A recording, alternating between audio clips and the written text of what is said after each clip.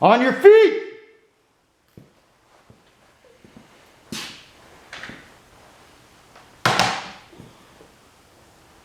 Take seats.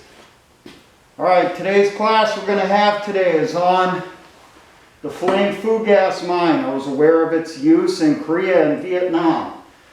Doing some research, I found that the versions we used were improvements on earlier versions created by the British in World War II. Yes, I'm aware it could go back earlier than that, but when you look at the histories, they attribute its creation back to the Home Guard and the British defending the islands after Dunkirk. Quick history lesson. After Dunkirk, the British military had left most of its equipment in France. They did not have much to defend the home island with. So they were coming up with everything and anything to repel a German invasion. One of the ideas they came up with was they needed to deny stocks of petroleum products from falling into the hands of the enemy. So they decided they can use it against them. So, talked to some people, came up with some ideas for things during World War I, looked at history back to the medieval era, and you end up with the flame Fougasse. If you want to find a more historical aspect on it, look it up for yourself online. Now, basic on the doctrine on this. Fougasses, according to British doctrine, were supposed to be placed in 3 locations. First is in front of the beach. So as the troops are coming off the landing craft, the Fougasse gets ignited. The flame shoots out across the troops, setting them on fire. Next location is along the side of a road, set up as essentially an IED ambush. Set it off as the convoy goes past, ignites them from the side. And another one that they recommended, if you didn't have that many of them, is put them on bends in the road. Locate them inside hedgerows or inside hillsides. When this would be ignited, as the enemy convoy is coming down, getting ready to make the turn, maybe they got infantry spread out around in here, checking the other side, checking the wall over here. Fougasse would get ignited, sending flames forward. They're essentially huge flamethrowers. They could cover an area up to 50 square meters. Now, the British came up with essentially 3 designs in their manuals for using. The safety Fougasse, which was the most common, the demigast, which was kind of a hasty, and the hedgehopper. Now, the safety Fougasse, the reason they called it that is it was already in place. This is the type they would use along the beaches. And they would also place it along the roadways behind the beaches. So, you had your roadway. You'd have your hill or hedge next to the road. Parallel to the road, a few inches up, say a foot or so up, they would put in the barrel. These would be your approximately 55-gallon drums. Dug in. This would be your thickened fuel. On the back side of it, going down, or if it's a hedgerow, on the back side of the hedgerow, they would have, if it's dug into a hill, pipe coming down that would be directly behind the back of the barrel here. This pipe would go down a little bit past the center because the kicker charge that they put in has to be located approximately dead center on the rear of the Fougasse. This pipe was either a drainage pipe or a stove pipe. They would cap the top, cover it to prevent water from getting down inside, which would neutralize the kicker charge when they would actually try to use it. So they tried cutting down on the amount of moisture getting in there to put the cap on. The kicker charge was pre-made, either be located at the local Home Guard headquarters or cached nearby that they could grab it and put it in. Now the kicker charge, when it was to be used, would be lowered down in here in the end of a rope and you put the bundle at the bottom, right in approximately the center of the barrel. They would typically recommended using electric initiation on this, so then they'd run the wire back to their firing position. The front of the barrel here was left open. The barrel itself was capped, but on the front of the barrel, they would not put any dirt, any rocks, any of that stuff. They might put some brush in front of there, but not much, because they found through testing, whatever you put in front will negate the effectiveness or degrade the effectiveness of the fougasse when it went off. So they recommended light camouflage, light concealment. No rocks, no dirt. Now, the kicker charge, all three types of fougasse use the same type of kicker charge. And I'm going to go into that before I move on to the other types of fougasse.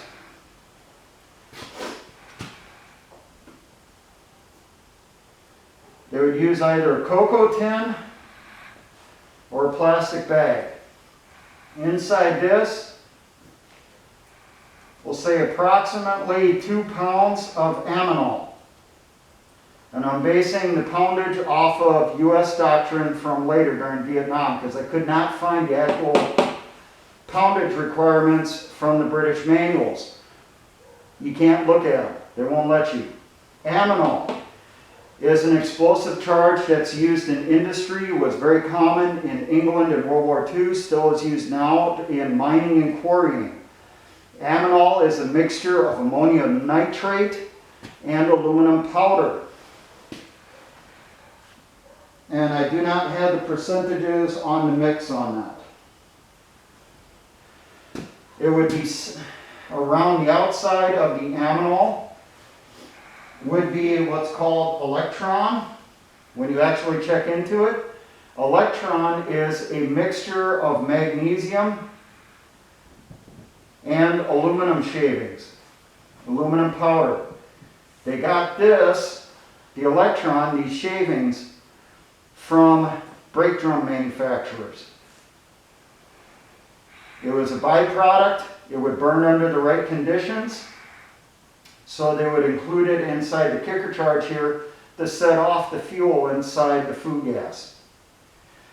Now our aminol charge here, because it's a lower order explosive, they needed something a little more sensitive to set off the aminol, which would then start burning our magnesium along with kicking open the fougasse and pushing it forward. They'd use a smaller charge inside here, more than likely probably a small TNT, just a small amount. And that was primed with an electric blasting cap. The leads would come out through the top of the hole through a small hole, lid of the tin through a small hole. The whole thing was wrapped in a plastic bag, and it was sealed up tight because aminol is very hygroscopic. It sucks moisture out of the air. That's a trait of the ammonium nitrate that's in aminol. This whole charge was pre-made, and it was sealed inside a plastic bag, and it was protected against the elements. So you had approximately 2 pounds of explosives in here, surrounded by shavings which would ignite. So when this kicker charge would go off, it would hit the back of the fuel, start pushing it forward. These shavings would ignite the fuel as it's moving forward, creating our flamethrower jet.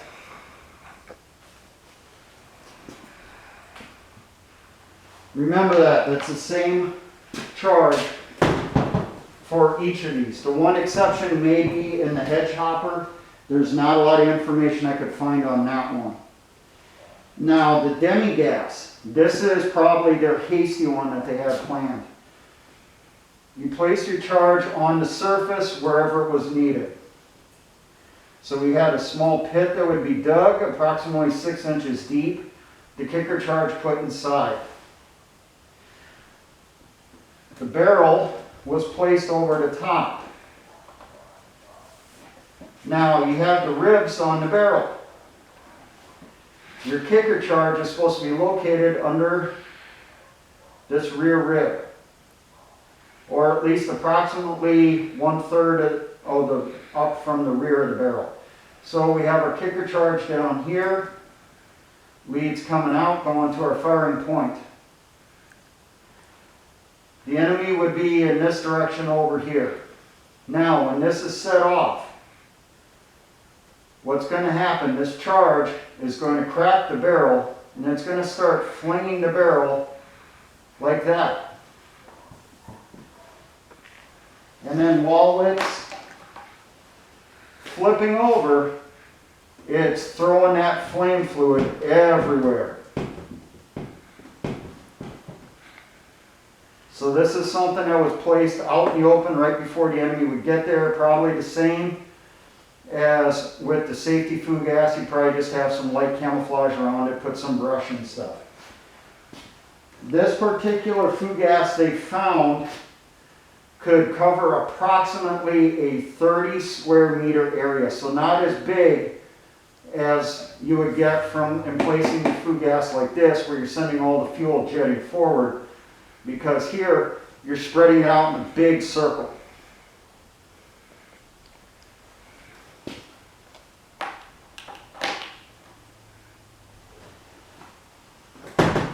Now, the next one we're going to talk about is the hedgehopper. This one was real interesting. So on this one, you have your roadway here. You would have a wall or a hedge no more than 10 feet tall.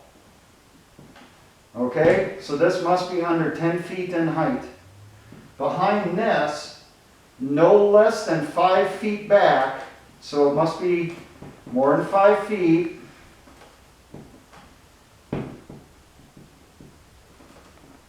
Okay, so we got our less than there, greater than there.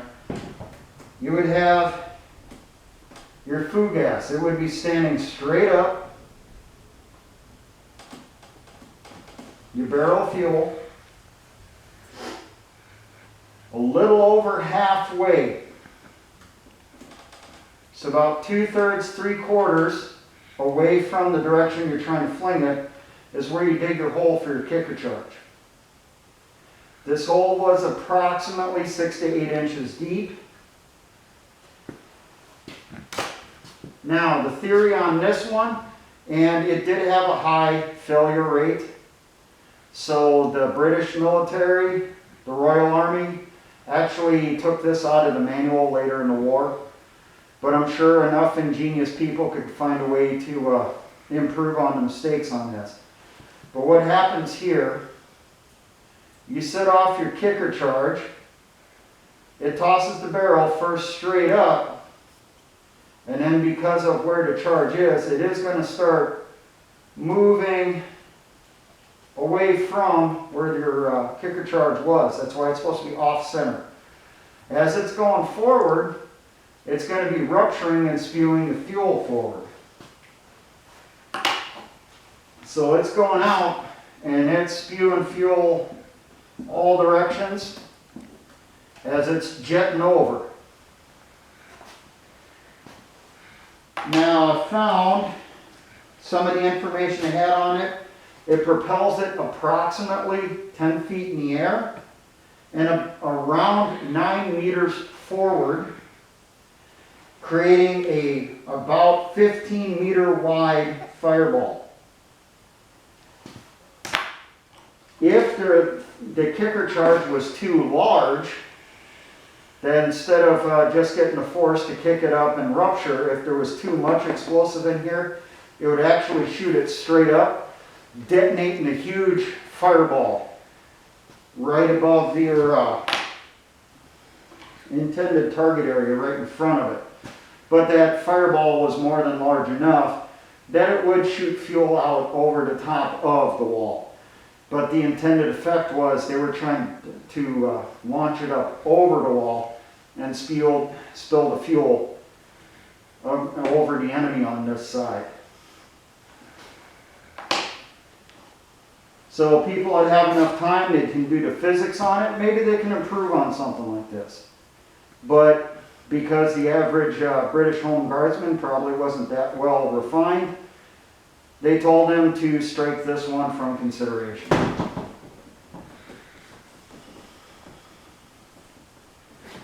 Now, we're going to go into Vietnam. Vietnam and Korea, Fougasses were used by the U.S. military against massed charges of enemy troops. So, in Vietnam, we had our trench lines here, our bunker lines. And then in front of that, you had your concertina wire and barbed wire, your tanglefoot, and your landmines out here.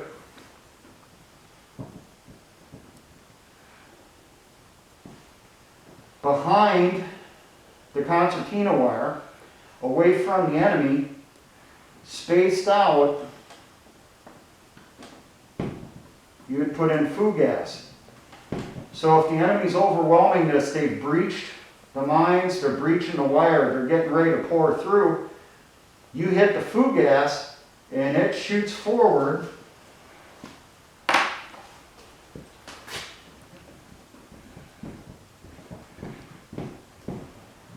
setting fire to all the enemy combatants in front of you.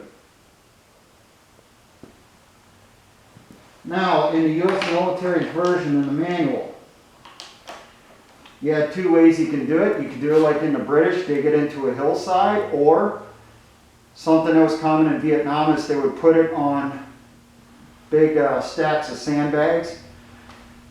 For this type of operation, the barrel is supposed to be at no, see if I can make sure I do this right here. It's supposed to be no more than 45-degree angle. So that's from the plane to the bottom edge of the barrel. So no more than 45 degrees. You have it too high, it's just going to shoot straight up. You're not going to get as much area of coverage. Like I said, they put it on stacks of sandbags.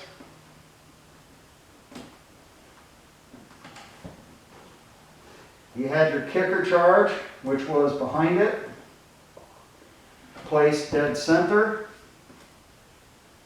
Kicker charge was about 2 pounds TNT or C4. So you could get away with using 2 blocks of C4, which would be 2.5 pounds. Either way, you got your kicker charge in back. Now on the front of the barrel here, right behind the rim, you would wrap deck cord. 5 to 7 wraps.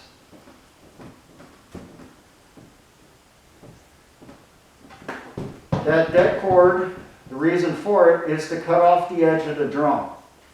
Make it more effective. Cut off the edge of the drum, lid falls off, the fuel's starting to leak forward, kicker charge would engage, pushing it forward. Now approximately 3 to 4 feet in front of the barrel, you'd have a stick. On that stick was one of 3 things, depending on where you're using this. Number 1 would be a trip flare. Behind that, the next thing that was recommended was a white phosphorus grenade. And if you're dealing with the Soviets in Europe during the World War III invasion of Germany, they said you could do a 2-liter plastic bottle filled with gasoline. Now, how you'd set this up? Dig your little hole or set your little area. Make sure it's ready to go, approximately dead center where the barrel would go. Put your kicker charge into position.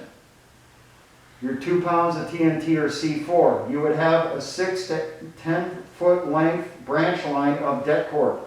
You would prime this with deck cord, no blasting caps. Less failures. You would then tamp around it, either tamping earth or more sandbags, cover all the way around it. Leave the front open. The front here wrapped 5 to 7 wraps, and you would count it. It would be counted like this. 1, 2, 3, 4, 5, 6, 7. It's laid out right next to each other, not over each other. Wrap it around there, and then you'd have another 6 to 10 foot branch line of deck cord. On your trip flare, give it a single wrap of deck cord, tape it on there. In the manual it says just take the end of it and put it underneath the spoon of the trip flare, making sure not to engage it, and then tape it on. But with deck cord, still the possibility it can absorb moisture, especially in a jungle environment like Vietnam. I've heard of them actually wrapping the deck cord around it, 1 or 2 wraps just to be on the safe side. Same with the white phosphorus grenade, go underneath the safety lever, the spoon, give it a wrap or 2 of deck cord. And then you had your 6 to 10 foot branch line coming off. Now these 3 branch lines were tied into a ring main. A ring main goes all the way around your charge. And then back to its initiation point, its firing point. So looking at this, imagine this is in the center here.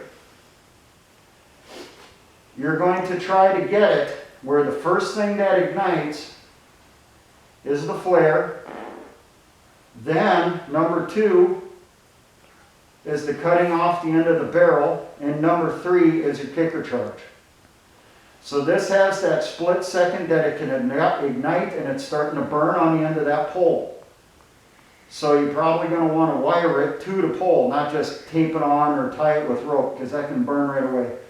So you probably had to use some wire, some baling wire like you would get when you got in your rolls of concertina. Take off the securing wires on them.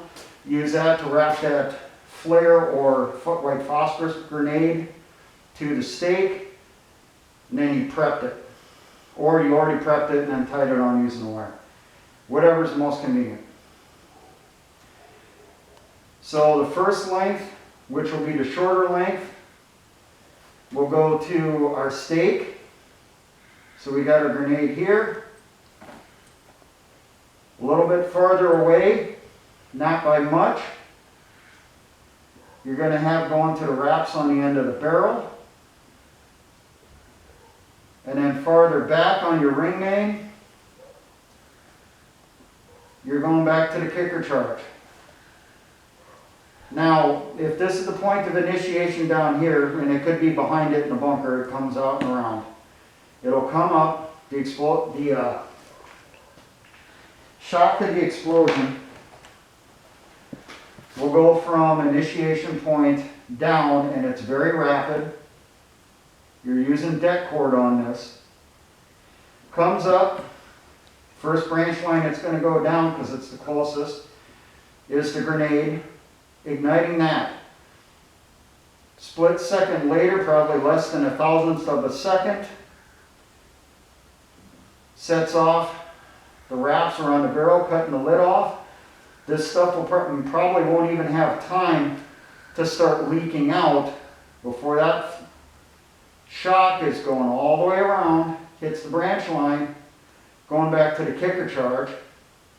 And while it's going this way, it's also doing the same thing going this way to be on the safety side. It's the way the stuff works. That's why it's a ring main. So we get our charge going off here. It starts pushing that fuel forward. And we get our jet effect like there. See if I can find they found in Vietnam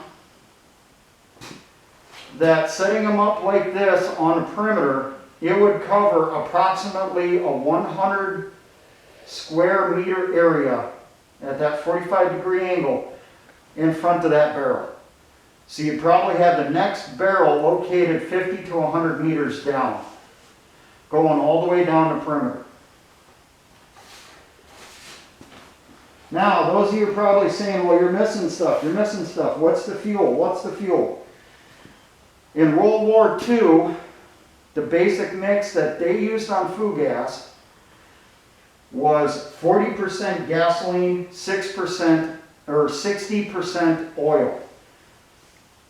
They also developed a fluid or mixture that they called 5B, which is a mix of tar, lime, and gasoline. I don't know why they put the lime in there. I think the gasoline and the tar would do the same effect, but they put in some lime. I do not have the percentages on that one. In Vietnam, the things they would use there would be MoGas, which is standard gasoline, and M4 thickening compound. According to the manual, the thickening compound, you would use 3 ounces per gallon of gasoline or JP4 fuel. Well, you're not going to find JP4 fuel anymore, but you would find gasoline or MoGas in the inventory. Their conversions for a 55-gallon drum is approximately 150 ounces of M4 thickening compound mixed in with the gas inside the barrels. And as I mentioned in videos on Molotov cocktails, you can use other stuff than thickening compound. I know in Vietnam they would use soap flakes. I mentioned that before. And another thing that you could see is styrofoam. Mix it in there, turn it essentially into a snotty type liquid. You want it a little bit runny, but you don't want it where it's just going to run all over the place. You want it a little bit jelly, not too much. Because if it's too thick, it's not going to project forward as far enough to do its effect, covering its kill zone. If it's too light, it's not thick enough. It'll shoot forward, it'll go farther, but the flames will burn out quicker. Fougasses, especially when it was used, or supposed to be used against tanks in World War II, just like with a Molotov, you want the flame fuel to stick to the target longer so that you ignite that target. So it gets sucked into the air intakes on those tanks. So it gets sucked into the fans on the motors of those armored vehicles. Or, in this case, Vietnam era, you're setting fire to Charlie up here as he's trying to get in the perimeter to kill your ass. So you got Viet Cong, you got NVA trying to get through the wire, they're breaching, sappers are almost all the way through, set off that Fougasse, you barbecue them there. This is a weapon that it does still appear in guerrilla conflicts around the world every once in a while, because it's still effective. I'm not going to go into Fougasse flamethrowers, I'm just going into flame Fougasse mines right now. This is an engineer task, and I will put in the disclaimer at this point, do not put one of these together, do not use it unless you are in a situation where you are trying to defend yourself and others. You could be defending them against alien invasion, a Red Dawn scenario. We got Chinese paratroopers coming out the sky. You're trying to defend your town as they're assaulting in. Whatever. Or you're putting in an ambush. They're sending armor down the road. You have Fougasse dug in on the side. Well, they got armor in front, troop trucks behind it. You set it off, ignite those troop trucks, set fire to those troops, and hopefully set fire to those tanks. This is for informational purposes only.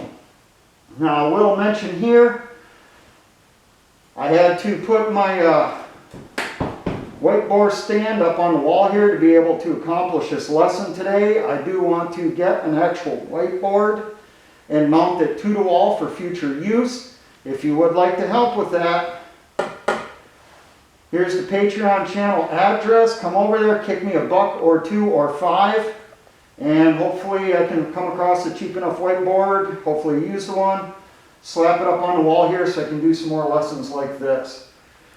Also here I have the address for the BitChute channel. That is my backup channel in case YouTube goes dark, it kicks me off with the other Patriots. Check over at BitChute, I might have a message over there. And I will post something over on Patreon if that happens. Most of my postings at Patreon are free. You can look at them out in the open. But there are some that can only be viewed by my actual patrons, the ones that do help me out by sending me $1 or $2 a month. Now, for all my engineer brothers and Patriot militia movements, always remember, essayons.